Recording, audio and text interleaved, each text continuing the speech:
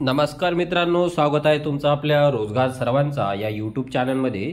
मित्रांनो, आज आपण पाहणार आहे अखिल भारतीय आयुर्विज्ञान संस्थेत नर्सिंग ऑफिसर पदाची जी मेगा भरती निघालेली आहे याचा अर्ज आपल्या मोबाईलवरून ऑनलाईन कशा प्रकारे भरायचा याची संपूर्ण माहिती मित्रांनो आपण आपल्या व्हिडिओमध्ये पाहणार आहे। मित्रांनो, याची जी लिंक आहे ते मी तुम्हाला डिस्क्रिप्शन बॉक्समध्ये देत आहे, त्यावरून तुम्ही तुमचा जो अर्ज आहे तो भरू शकता। तर हा संपूर्ण अर्ज कशा प्रकारे भरायचा याची माहिती आपण पाहणार आहोत। मित्रांनो, लिंकवर क्लिक केल्यानंतर अशा प्रकारचं पेज तुमच्या समोर ओपन होणार आहे। तुम्ही जर यूजर आयडी वर पासवर्ड अगोदर बनवलेला असेल तर तुम्हाला या ठिकाणी तुमचा यूजर आयडी व पासवर्ड टाकून लॉग इन करायचं आहे। आणि जर तुम्ही यूजर आयडी व पासवर्ड बनवलेला नसेल तर तुम्हाला या ठिकाणी इथं क्रिएट अ न्यू अकाउंट याच्यावर आपल्याला क्लिक करायचं आहे। यावर क्लिक केल्यानंतर मित्रांनो या ठिकाणी आपल्याला इथं आपलं जे पूर्ण नाव आहे ते आपल्याला या ठिकाणी इथं टाकायचं आहे। त्यानंतर पुन्हा एकदा या ठिकाणी आपल्याला आपलं जे पूर्ण नाव आहे ते टाकायचं आहे न चुकता। त्यानंतर आपला वापरत असलेला योग्य मोबाईल नंबर आपल्याला या ठिकाणी इथं टाकायचा आहे। त्यानंतर पुन्हा कन्फर्मेशन मोबाईल नंबर, तोच मोबाईल नंबर आपल्याला इथं टाकायचा आहे। त्यानंतर आपला या ठिकाणी आपल्याला योग्य ईमेल ॲड्रेस आपल्याला या ठिकाणी इथं टाकायचा आहे न चुकता। आणि त्यानंतर या ठिकाणी कन्फर्मेशन ईमेल ॲड्रेस म्हणजे तोच ईमेल ॲड्रेस आपल्याला पुन्हा या ठिकाणी टाकायचा आहे। त्यानंतर या ठिकाणी आपल्याला आपला जो पासवर्ड आहे तो पासवर्ड क्रिएट करून घ्यायचा आहे।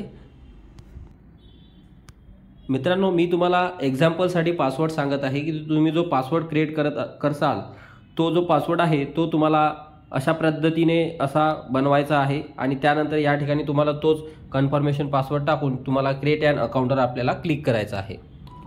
मित्रांनो, क्रिएट ॲन अकाउंटवर क्लिक केल्यानंतर तुम्हाला एक OTP येणार आहे तुमच्या मोबाईल नंबरवर। तो OTP तुम्हाला या ठिकाणी इथं टाकायचा आहे। OTP टाकून तुम्हाला सबमिट करायचं आहे। मित्रांनो, सबमिटवर क्लिक केल्यानंतर अशा प्रकारे आपलं जे रजिस्ट्रेशन आहे ते सक्सेसफुली झालेलं आहे। त्यानंतर मित्रांनो या ठिकाणी इथं live advertisement nursing officer requirement common eligibility test यावर आपल्याला क्लिक करायचं आहे। यावर क्लिक केल्यानंतर आपल्याला व्ह्यू डिटेल्सवर क्लिक करायचं आहे। व्ह्यू डिटेल्सवर क्लिक केल्यानंतर या ठिकाणी आपल्याला आपली जी ॲडव्हर्टाइजमेंट आहे म्हणजे जी जाहिरात आहे ती याच्यावरून आपण पाहू शकतो। आणि या ठिकाणी आपल्याला लॉग इन टू अप्लायवर आपल्याला क्लिक करायचं आहे। त्यानंतर या ठिकाणी आपला जो यूजर आयडी आहे तो आपला जो मोबाईल नंबर आहे तो आपल्याला या ठिकाणी इथे टाकायचा आहे। आणि आपण जो पासवर्ड बनवलेला आहे तो टाकून आपल्याला लॉग इन करून घ्यायचा आहे। मित्रांनो, लॉग इन केल्यानंतर अशा प्रकारचे पेज आपल्यासमोर ओपन होणार आहे। त्यानंतर या ठिकाणी ॲड न्यू ॲप्लिकेशन यावर आपल्याला क्लिक करायचं आहे। ॲड न्यू ॲप्लिकेशनवर क्लिक केल्यानंतर मित्रांनो अशा प्रकारचं एक नवीन पेज। त्यानंतर या ठिकाणी बेसिक डिटेल्समध्ये मित्रांनो आपल्याला आपल्या वडिलाचं पूर्ण नाव जे आहे संपूर्ण नाव ते आपल्याला या ठिकाणी टाकायचं आहे। आणि या ठिकाणी आपल्याला आपल्या आईचे नाव टाकायचे आहे। त्यानंतर जेंडर सिलेक्ट करायचं आहे। त्यानंतर मित्रांनो या ठिकाणी विचारलेलं आहे की तुम्ही अपंग आहात का? तुम्ही असेल तर हो आणि नसेल तर नाही का। त्यानंतर मित्रांनो या ठिकाणी आपल्याला आपली जी कॅटेगरी आहे ते आपल्याला यामधून सिलेक्ट करायची आहे। त्यानंतर या ठिकाणी नॅशनॅलिटी आपल्याला इंडियन सिलेक्ट करायची आहे। या ठिकाणी आपल्याला स्टेट ऑफ डोमिसियल याच्यामध्ये आपलं जे राज्य आहे महाराष्ट्र राज्य ते आपल्याला यामध्ये निवडायचं आहे। त्यानंतर या ठिकाणी ID प्रूफमध्ये तुम्ही voter ID, PAN card, driving licence, Aadhaar card, passport यापैकी एक तुम्ही देऊ शकता। तर आपण या ठिकाणी आधार कार्ड सिलेक्ट केलेलं आहे। तर या ठिकाणी आपल्याला आपला जो आधार कार्ड नंबर आहे तो आपल्याला या ठिकाणी इथं टाकायचा आहे। या ठिकाणी विचारलेलं आहे की तुम्ही माजी सैनिक आहात का? असेल तर हो, नसेल तर नाही। त्यानंतर या ठिकाणी विचारलेलं आहे are you regular government servant? तुम्ही सरकारी कर्मचारी आहात का? असेल तर हो, नसेल तर नाही। त्यानंतर या ठिकाणी विचारलेलं आहे are you contractual employees of AIIMS? या ठिकाणी असेल तर हो, नसेल तर नाही। त्यानंतर या ठिकाणी मॅरिटल स्टेटस विचारलेलं आहे, तुम्ही करू शकता। त्यानंतर या ठिकाणी तुम्हाला तुमची जी जन्मतारीख आहे ते आपल्याला निवडायची आहे।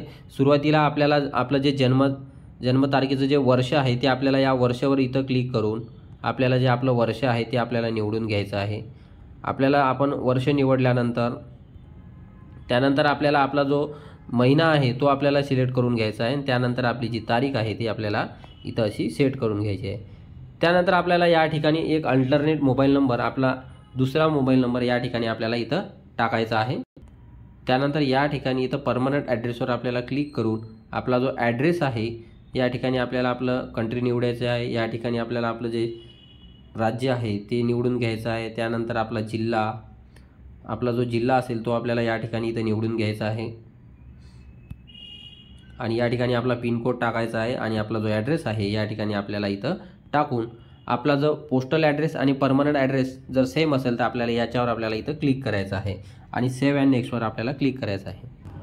त्यानंतर मित्रांनो या ठिकाणी आपल्याला क्वालिफिकेशन डिटेल्स याच्यावर आपल्याला क्लिक करायचं आहे। तर यामध्ये आपल्याला या ठिकाणी एज्युकेशन डिग्री या ठिकाणी इथं दाखवलेली आहे। तर या ठिकाणी आपल्याला या सिलेक्टवर क्लिक करून आपलं तुमचं जे झालेलं असेल BSc नर्सिंग किंवा diploma in general nursing midwifery जे झालं असेल ते तुम्हाला या ठिकाणी याच्यामधून निवडायचं आहे। त्यानंतर या ठिकाणी इन्स्टिट्यूट नेम टाकायचं आहे। त्यानंतर या ठिकाणी युनिव्हर्सिटी नेम आणि डेट ऑफ पासिंग यामध्ये आपल्याला इथं टाकायचे आहे। तर सुरुवातीला आपल्याला इथं वर्षावर क्लिक करायचं आहे। जे वर्ष असेल डेट ऑफ पासिंगमध्ये ते आपल्याला सिलेक्ट करून घ्यायचं आहे। त्यानंतर यामध्ये जो महिना आहे तो अशा प्रकारे तुम्हाला तुमचा त्या सर्टिफिकेटवर जे असेल ते तुम्ही यामध्ये सिलेक्ट करून नंतर या ठिकाणी इथं तारीखवर क्लिक करून असं सेटवर क्लिक करायचं आहे। त्यानंतर मित्रांनो क्वालिफिकेशन डिटेल्स भरल्यानंतर या ठिकाणी आपल्याला रजिस्ट्रेशन डिटेल्स म्हणजे जे नर्सिंग अँड मिडवायफरीचं जे रजिस्ट्रेशन असते त्याची माहिती आपल्याला या ठिकाणी इथं भरायची आहे। तर या ठिकाणी सिलेक्टवर क्लिक केल्यानंतर या ठिकाणी नर्स अँड मिडवायफरी याच्यावर क्लिक करायचं आहे।